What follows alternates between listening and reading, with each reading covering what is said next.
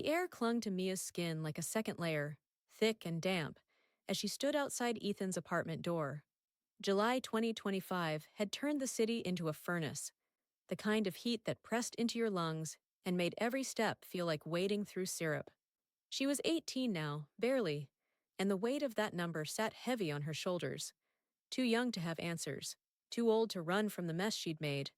Her bank account was a ghost, drained by late nights and reckless choices, and desperation had driven her here, to the one person she swore she'd never beg from. Ethan.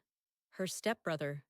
The name alone twisted something low in her gut, a knot she couldn't untangle. She knocked, the sound sharp against the peeling paint of the doorframe. Her fingers trembled, slick with sweat, and she wiped them on her frayed denim shorts, the fabric rough against her palms. The tank top she wore, faded white, stretched thin from too many washes, stuck to her ribs, outlining every curve she hadn't meant to show. She hadn't dressed for this, hadn't planned to feel so exposed, but the humidity didn't care about intentions. It stripped everything bare. The door swung open, and there he was. Ethan. Taller than she remembered, broader too, his presence filling the frame like he owned the space between them. His dark hair was mussed, a lazy kind of chaos, and his eyes, those hazel eyes she'd known since they were kids, locked onto her with a weight that made her chest tighten. He didn't say anything at first, just leaned against the jamb, arms crossed, letting the silence stretch until it hummed. "I need money," she blurted, the words tumbling out too fast, too raw. Her voice sounded small in the sticky air, and she hated it. Hated how it betrayed the panic clawing at her throat. "Just a little, to get me through. I'll pay you back, I swear." He didn't move, didn't flinch.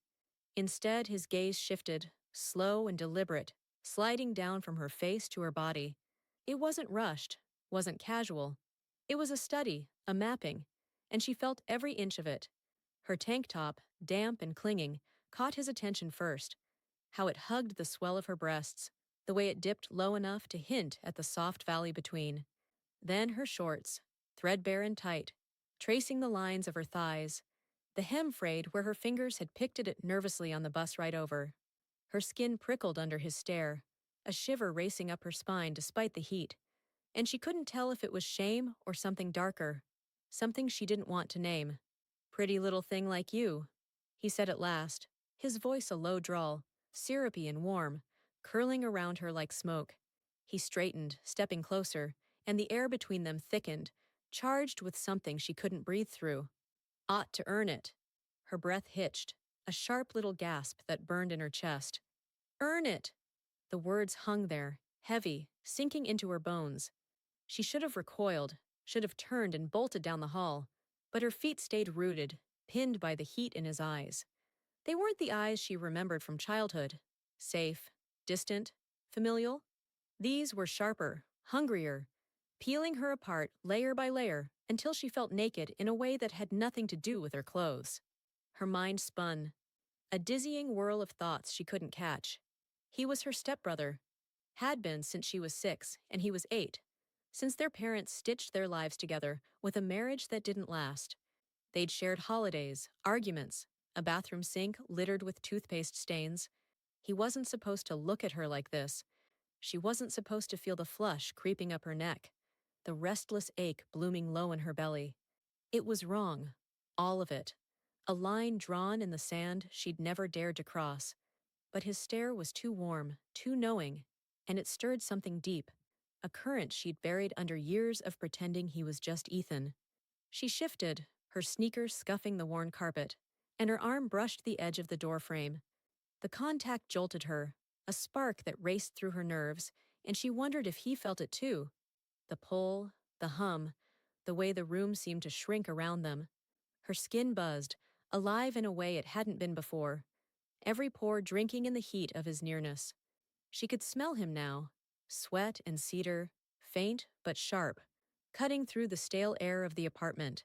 It was a scent she knew, one that used to mean safety, but now it twisted into something else, something that made her thighs press together without her meaning to. Her hands flexed, itching to move, to push him away, to pull him closer. She didn't know. The tank top shifted as she breathed, the fabric tugging against her chest, and his eyes flicked there again, a flicker of something dark and unspoken passing through them. She wanted to cover herself, to shrink, but there was nowhere to hide. Not from him, not from the way her body answered his gaze. A traitor to the voice in her head screaming, "Stop, stop, stop."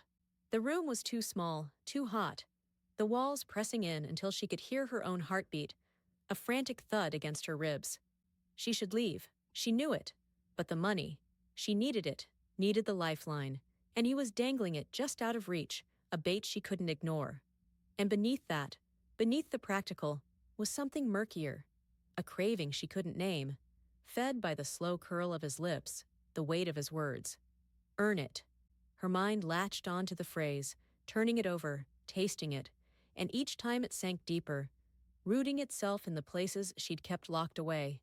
She swallowed, her throat dry, and the sound was loud in the stillness. His eyes tracked the movement, following the line of her neck, and she felt it like a touch. Soft, deliberate, unraveling her. The air was a live thing now, thick with a pull she shouldn't crave, a tension that coiled tighter with every second she didn't run. And she didn't run. She stood there, caught in the heat of him, the forbidden shimmering between them, like a mirage. She was too afraid, too desperate to reach for. The dimness of Ethan's apartment swallowed Mia whole, shadows pooling in the corners like spilled ink. His words, "Earn it," still coiled around her, a serpent tightening with every breath, their venom seeping into her veins. The air pulsed, alive with an unspoken dare that throbbed in time with her heartbeat, and she felt it. The fraying thread of her restraint, stretched thin by the heat of his gaze, the slow burn of his presence. She was 18, teetering on the edge of something she couldn't name, and the room was a crucible, melting her resolve into liquid fire. She stepped closer. One step, then another, her sneakers silent on the worn carpet, but the sound of her breath roared in her ears, shallow, jagged, a confession she couldn't take back.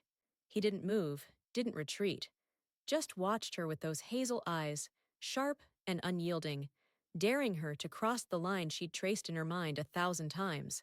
Her lips parted, trembling, and then they were on his, crashing, reckless, a kiss that tasted of sin and salt and the rain she'd walked through to get here. It wasn't soft, wasn't tentative. It was a breaking, a dam bursting, and she drowned in it. His hands found her waist, fingers curling into the soft flesh above her shorts, and the contact seared her, a brand that burned through the thin fabric of her tank top. He pulled her toward the bed, a slow, deliberate tug that felt like gravity, like she'd been falling toward this moment since she'd knocked on his door. Their bodies collided, a storm of need and heat, her chest pressing against his, her hips slotting into the space he made for her. The mattress dipped under their weight, sheets already twisted from restless nights, and she sank into them, the coarse fabric scraping her thighs as he pressed her down. Her skin ignited. His fingers slid lower, tracing the curve of her hips, the roughness of his palms, a contrast to the damp softness of her flesh. She felt every ridge, every callus, as if her nerves had sharpened to pinpoints, drinking in the sensation. His chest was a furnace against hers, the steady thud of his heart a counterpoint to the wild gallop of her own, and she arched into him, chasing the heat, the pressure, the obliteration of thought. The tank top rode up, exposing the flat plane of her stomach, and his breath hitched, a sound so small, so human, it nearly undid her. The sheets twisted tighter beneath them, tangling around her legs as she shifted, her body moving on instinct, guided by a hunger she hadn't known she carried. His mouth found her neck, lips grazing the pulse that hammered there, and the scrape of his stubble sent a shiver racing down her spine, pooling low in her belly. Her hands clutched at his shoulders, nails digging into the muscle, and she felt the flex of it, the strength that pinned her to this moment. This bed, this sin she couldn't unmake. Every touch was a spark, every breath a flame, and she was burning, consumed by the forbidden weight of him. Her thoughts fractured, splintering into shards of shame and want that warred in the dark corners of her mind. This was Ethan, her stepbrother, The boy who'd once bandaged her knee when she fell off her bike, who'd teased her over burnt toast at a shared breakfast table. He wasn't supposed to feel like this, wasn't supposed to taste like rebellion and ruin, but the tide of desire rose higher, drowning the guilt, washing it away until all that remained was the ache, the need, the sharp edge of their connection slicing through her. She couldn't stop, didn't want to. His weight shifted, pressing her deeper into the mattress, and the creak of the bed frame echoed in the stillness, a rhythm that matched the pulse between her thighs. Her shorts rode up, the denim biting into her skin, and his hand slid beneath the hem, fingers brushing the sensitive hollow where leg met hip. The sensation was electric, a jolt that arched her back, drew a gasp from her throat, a sound she barely recognized as her own. Her mind reeled, grasping at the edges of reason, but it slipped away, lost to the heat of his touch, the scent of him, sweat and cedar and something darker, something that belonged to this moment alone. The room spun, the dim light blurring into a haze, and she felt the shift, the unspoken boundary between them dissolving, melting into the sweat-slick press of their bodies. His breath fanned her cheek, hot and uneven, and she turned her face into it, chasing the intimacy, the rawness, the way it tethered her to him. Her hands roamed now, bolder, sliding down his back, mapping the planes of muscle she'd never dared to notice before. Each touch deepened the bond, a thread pulled tight, stitching them together in a way that felt permanent, indelible. She was remade here, in the tangle of limbs and sheets, in the storm of sensation that swallowed her whole. The shame lingered, a faint echo, but it was powerless against the tide of want, the clarity of this surrender. Her body sang with it, every nerve alight, every inch of her awake to him, to the forbidden dance they'd begun. His fingers tightened on her hip, possessive, grounding, and she felt the shift in her core, a transformation she couldn't undo. This wasn't just need, wasn't just flesh.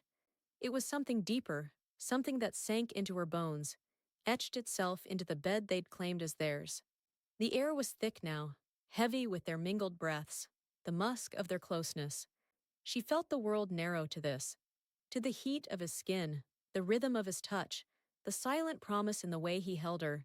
Her thoughts quieted, surrendering to the moment, and she let go, fully, completely, lost in the raw, unshackled truth of them. The bed creaked again, a final note, and she knew it. This was where she'd crossed, where she'd fallen, where she'd been rewritten by the forbidden fire they'd lit.